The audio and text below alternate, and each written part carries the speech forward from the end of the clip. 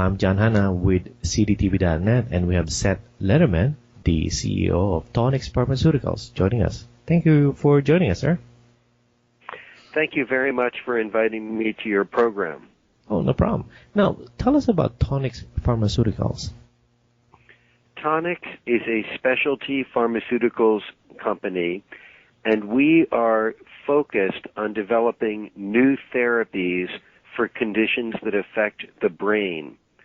Our lead program is a treatment for fibromyalgia, which is a pain syndrome that affects about 5 million people in the United States.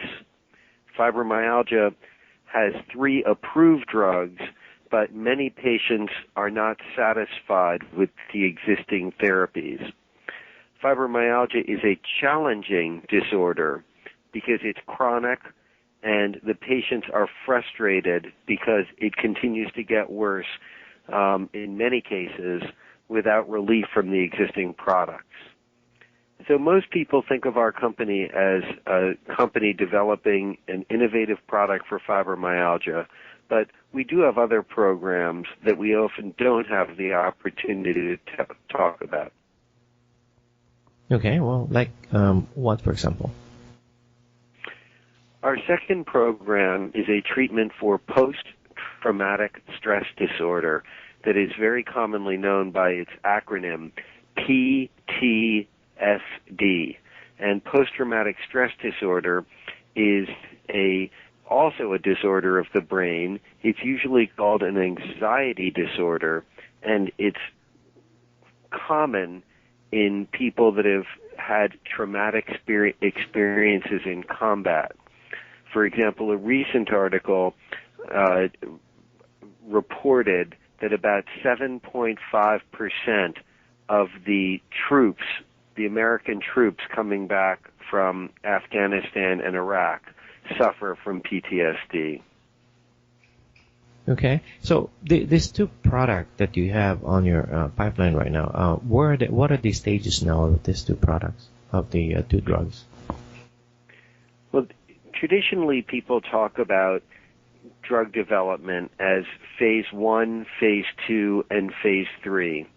And those designations are useful, but usually applied to companies that start with a new chemical entity. In our case, we've begun our development with a molecule that's already widely used for different indications called cyclobenzaprine. And because cyclobenzaprine has a known safety profile, we can jumpstart a lot of our development efforts, and for that reason, the terms phase 1, phase 2, and phase 3 aren't always descriptive. We like to focus on telling what kind of studies we will need for approval. And in our case, we need to do 2 efficacy studies to get FDA approval. The first of the 2 studies is scheduled to begin in 2013 and to be wrapped up by the first quarter of 2014. And after that, we will need 1 more study to get approval. We currently project approval in 2017. Okay, and the post-traumatic stress PTSD drug, when is that going to be? What's the schedule for that one? Well, in that case, we are interested in working with the Department of Defense in the United States because they really control the patients that we would need to do the kind of clinical development that we would like to do. So it's harder to give timelines for post-traumatic stress disorder. In the case of fibromyalgia, that's a civilian condition, and we can recruit civilian subjects, from the general population. And that's why I can give you a much better idea of the timeline. In the case of fibromyalgia, it's under our control.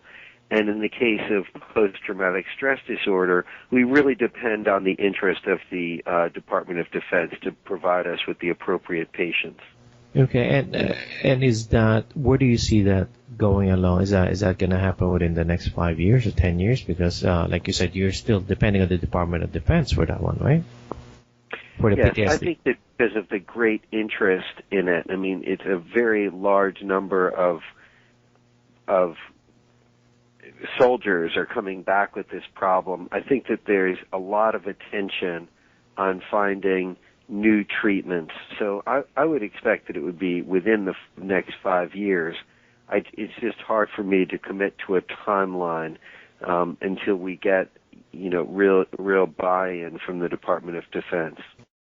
For somebody who's going to be interested in investing into your company, your timeline would be 2013-14 to 2017, and the FDA is going to step in and finalize this one, right? When is this going to be commercially available? Now we're talking about the fibromyalgia drug medication. Fibromyalgia, we believe to be approved, it should be approved in 2017, and it would be available at that time. But for investors in our company, I think there's plenty of opportunity for them to have appreciation in an investment before we have FDA approval.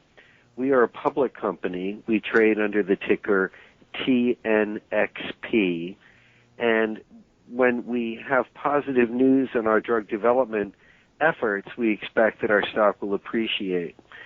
So we think that investors won't have to wait until 2017 to have significant appreciation.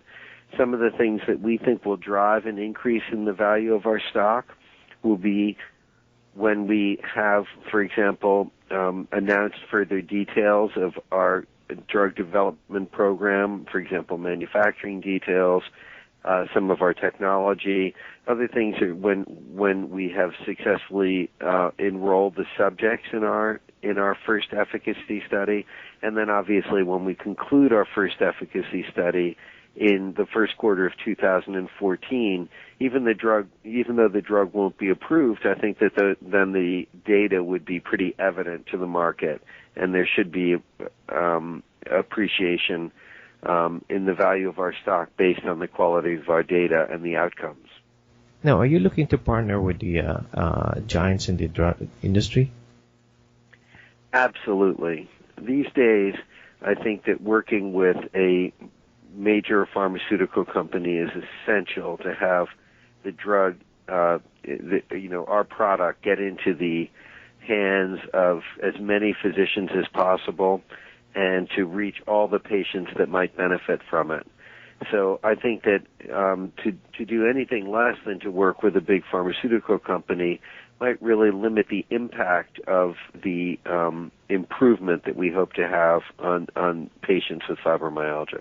Now, are you preparing the groundwork for this potential partnership with a major pharmaceutical company?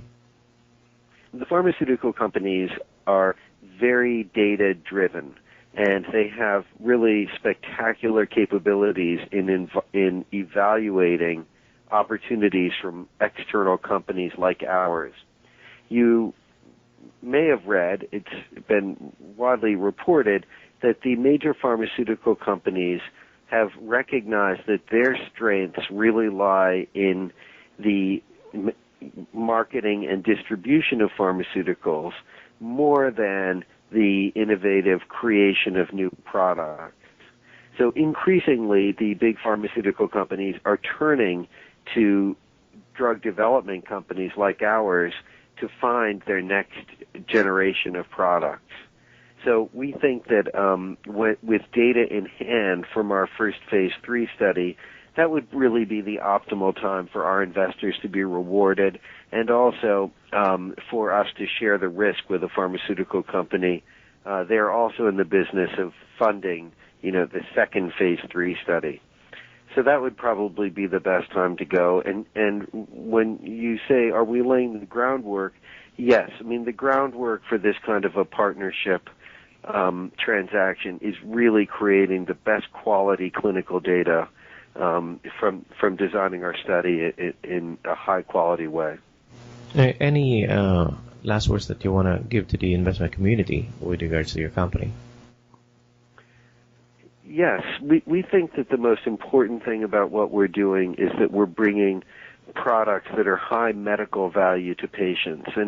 And although there are many changes in the pharmaceutical industry that involve reimbursement and managed care and other things, we think that the importance of our product are such that all of the other hurdles that are perceived as obstacles for other companies getting value for their products will not be a factor, because if you build really important products that add a lot of value to patients who are suffering, we believe there'll always be a market for them.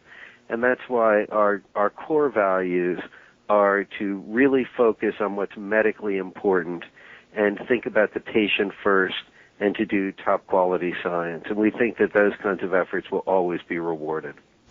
And the ticker symbol again. Our ticker is TNXP.